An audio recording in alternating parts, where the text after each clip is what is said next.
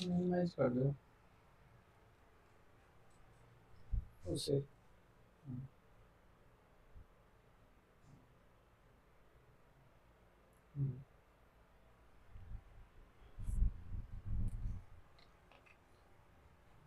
Hello बच्चों, नमस्कार। कैसे हो? मुझे उम्मीद है आप सभी बहुत अच्छे होंगे, जबरदस्त जिंदाबाद होंगे।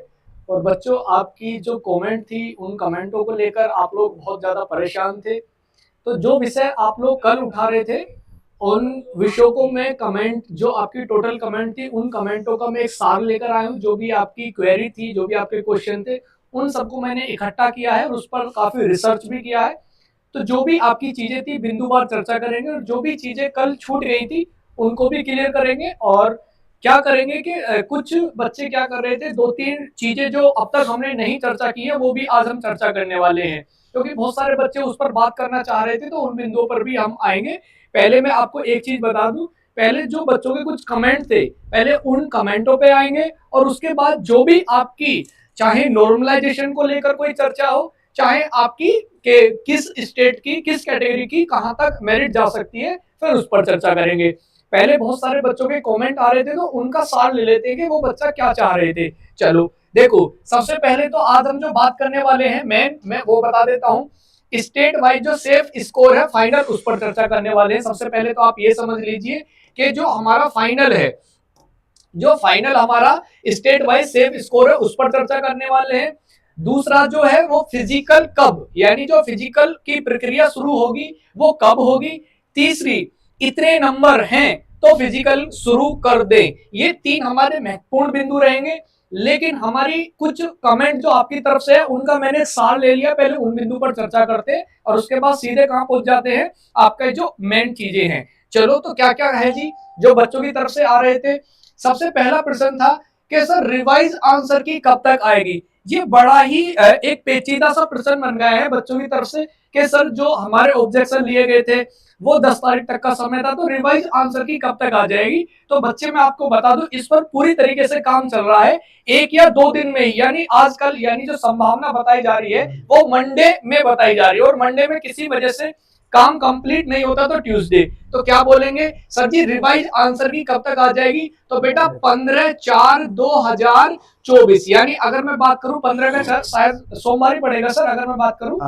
हाँ, और तो एक बात ये क्लियर कर लेना कि रिवाइज आंसर की आपकी कब तक आ जाएगी, 15 अप्रैल तक आ जाएगी।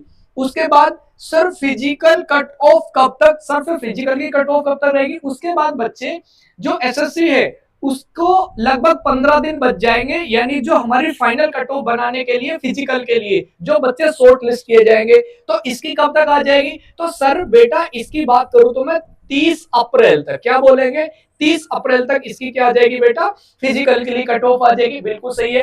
अब तीसरा क्वेश्चन क्या कमेंट में सबसे ज्यादा पूछा जा रहा था, सर फिजिकल कब हो सकते हैं। अब देखो बेटा, एसएससी बहुत जल्दी से कार्य कर रही है, बहुत तेजी से कार्य कर रही है, तो कब तक हो सकते हैं आपको पता। पीछे 3 भर्तियों का हमने एनालिसिस किया, अभी जब मैं आपके सामने आया हूं, तो उसमें मेरिट लगाने के बाद जो मैक्सिमम टाइम दिया है वो 15 दिन का दिया है, 15 से 20 दिन का दिया है। मिनिमम तो 12 दिन का भी दिया है एक भर्ती में, और मैक्सिमम क्या दिया, 20 दिन का।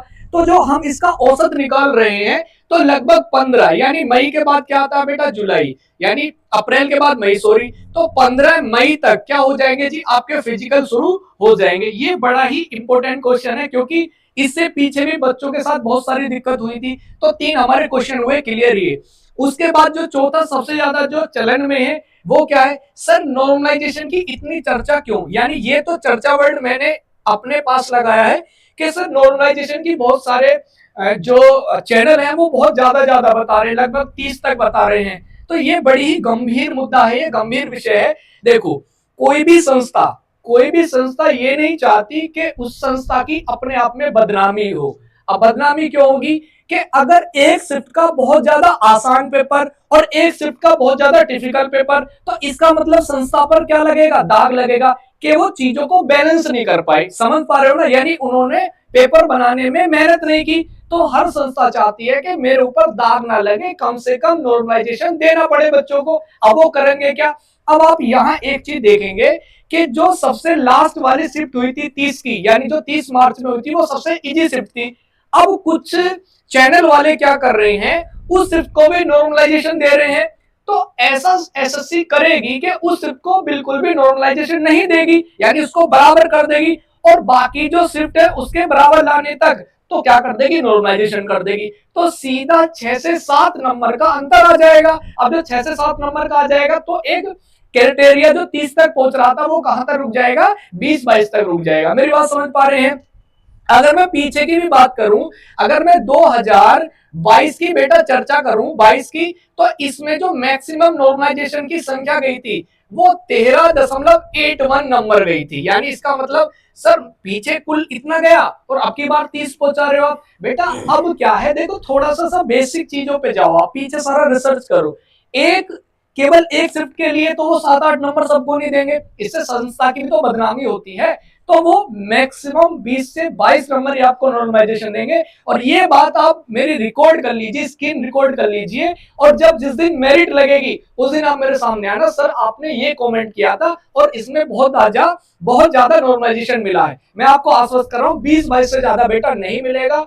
हर संस्था चाहती है कि मुझ पर किसी प्रकार का दाग ना लगे, हमने बैलेंस पेपर तैयार किया है। ये आपके सारे हमने क्वेश्चन आपके ले लिए हैं। अब आगे चलते हैं, आगे क्या बिंदु